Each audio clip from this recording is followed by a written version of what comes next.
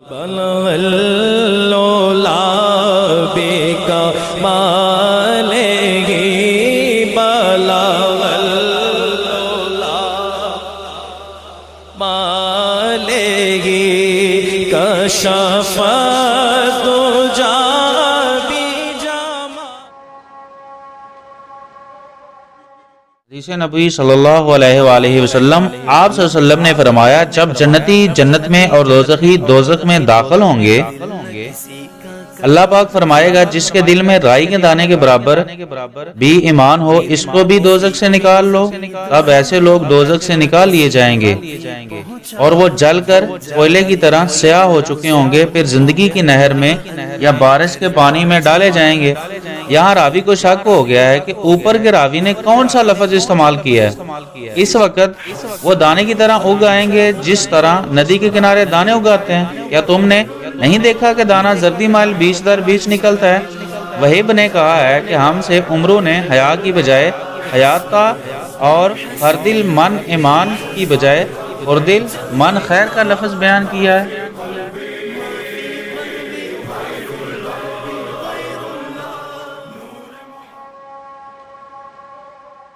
حدیث نبوی صلی اللہ علیہ وآلہ وسلم، رسول اللہ صلی اللہ علیہ وآلہ وسلم نے فرمایا کہ میں ایک وقت سو رہا تھا، میں نے خواب میں دیکھا کہ لوگ میرے سامنے پیش کیے جا رہے ہیں اور وہ کرتے پہنے ہوئے ہیں۔ کسی کا کرتا سینے تک ہے اور کسی کا اس کے یا اس سے نیچا ہے۔ پھر میرے سامنے عمر بن الخطاب لائے گئے، ان کے بدن پر جو کرتا تھا اسے وہ گھسیٹ رہے تھے، یعنی ان کا کرتا زمین تک نیچا تھا۔ صحابہ رضی اللہ تعالیٰ عنہ نے پوچھا کہ یا رسول اللہ صلی اللہ علیہ وآلہ وسلم، اللہ اس کی کیا تعبیر ہے؟ آپ نے فرمایا کہ اس سے دین مراد ہے۔ حدیث نبوی صلی اللہ علیہ وآلہ وسلم، ایک دفعہ رسول اللہ صلی اللہ علیہ وآلہ وسلم، رسول کریم صلی اللہ علیہ وآلہ وسلم ایک انصاری شخص کے پاس سے گزرے، اس میں کہ وہ اپنے ایک بھائی سے کہہ رہے تھے کہ تم اتنی شرم کیوں کرتے ہو؟ آپ صلی اللہ علیہ وآلہ وسلم نے اس انصاری سے فرمایا کہ اس کو اس کے حال پر رہنے دو، کیونکہ حیا بھی ایمان ہی کا ایک حصہ ہے۔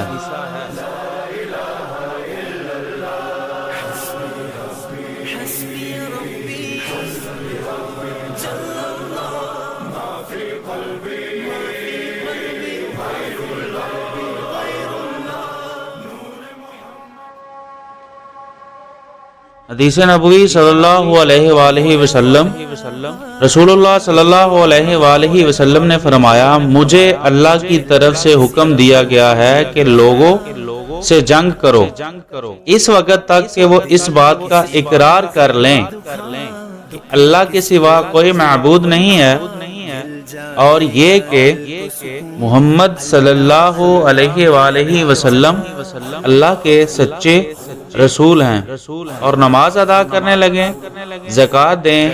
جس وقت وہ یہ کرنے لگیں تو مجھ سے اپنے جان و مال کو محفوظ کر لیں گے، سوائے اسلام کے حق کے۔ رہا ان کے دل کا حال تو ان کا حساب اللہ کے ذمہ ہے۔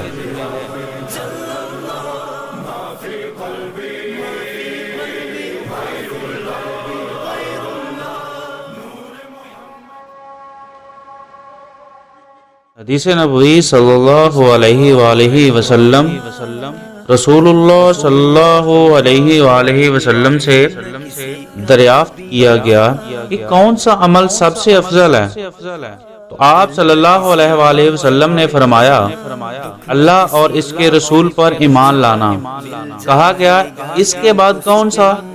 آپ صلی اللہ علیہ وآلہ وسلم نے فرمایا، اللہ کی راہ میں جہاد کرنا؟ کہا گیا پھر کیا ہے؟ آپ صلی اللہ علیہ وآلہ وسلم نے ارشاد فرمایا حج مبرور۔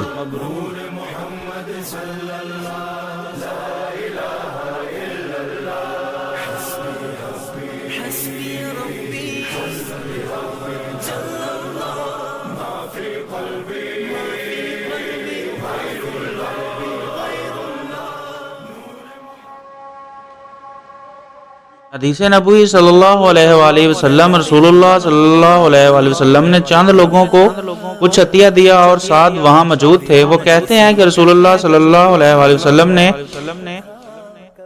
ان میں سے ایک شخص کو کچھ نہ دیا، حالانکہ وہ ان میں مجھے سب سے زیادہ پسند تھا۔ میں نے کہا حضور آپ نے فلاں کو کچھ نہ دیا، حالانکہ میں اسے مومن گمان کرتا ہوں۔ آپ نے فرمایا مومن یا مسلمان؟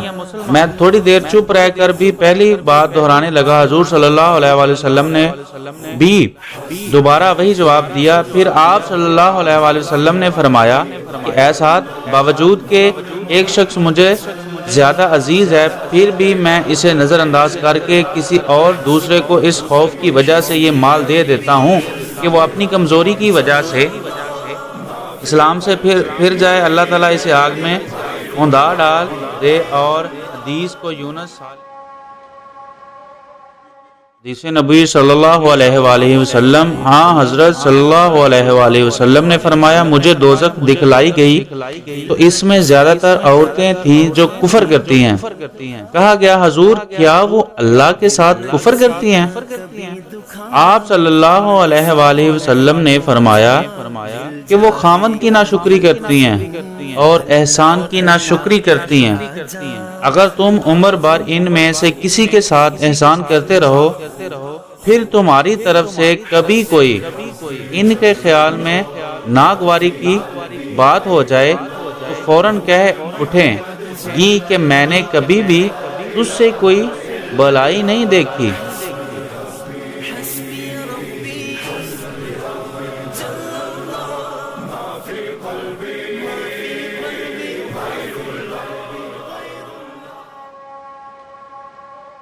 حدیث نبی صلی اللہ علیہ وآلہ وسلم، میں اس شخص حضرت علی رضی اللہ تعالیٰ عنہ کی مدد کرنے کو چلا، راستے میں مجھ کو ابو بکرہ ملے، پوچھا کہاں جاتے ہو؟ میں نے کہا اس شخص حضرت علی رضی اللہ تعالیٰ عنہ کی مدد کرنے کو جاتا ہوں۔ ابو بکرہ نے کہا اپنے گھر کو لوٹ جاؤ۔ میں نے یہاں حضرت صلی اللہ علیہ وآلہ وسلم سے سنا ہے، آپ فرماتے تھے جب دو مسلمان اپنی اپنی تلواریں لے کر بیٹھ جائیں تو قاتل اور مقتول دونوں دوزخی ہیں۔ میں نے عرض کیا یا رسول اللہ صلی اللہ علیہ وسلم قاتل تو خیر ضرور دوزخی ہونا چاہیے، مقتول کیوں؟ فرمایا وہ بھی اپنے ساتھی کو مار ڈالنے کی حرص رکھتا تھا، موقع پاتا تو وہ اسے ضرور قتل کر دیتا، دل کے عزم سمیم پر وہ دوزخی ہوا۔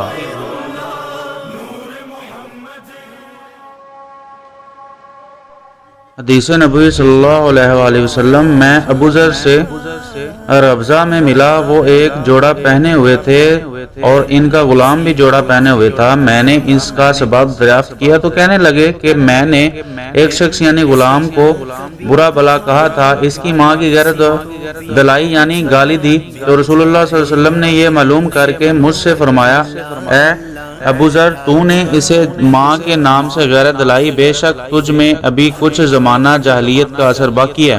یاد رکھو متحد لوگ تمہارے بھائی ہیں، اللہ نے اپنی کسی مصالحت کی بنا پر انہیں تمہارے قبضے میں دے رکھا ہے، تو جس کے متحد اس کا کوئی بھائی ہو تو اس کو بھی وہی کھلائے جو آپ کھاتا ہے اور وہی کپڑا جسے پہنائے جو آپ پہنتا ہے، تو ان کو اتنے کام کی تکلیف نہ دو کہ ان کے لیے مشکل ہو جائے، اور اگر کوئی سخت کام حدیث نبوی صلی اللہ علیہ وآلہ وسلم، جب سورۃ الانعام کی یہ آیات اتری جو لوگ ایمان لائے اور انہوں نے اپنے ایمان میں گناہوں کی آمیزش نہیں کی تو آپ صلی اللہ علیہ وآلہ وسلم کے اصحاب نے کہا یا رسول اللہ صلی اللہ علیہ وآلہ وسلم یہ تو بہت ہی مشکل ہے، ہم میں کون سا ایسا ہے جس نے گناہ نہیں کیا؟ تب اللہ پاک نے سورۃ لقمان کی یہ آیات اتاری کہ بے شک شرک بڑا ظلم ہے۔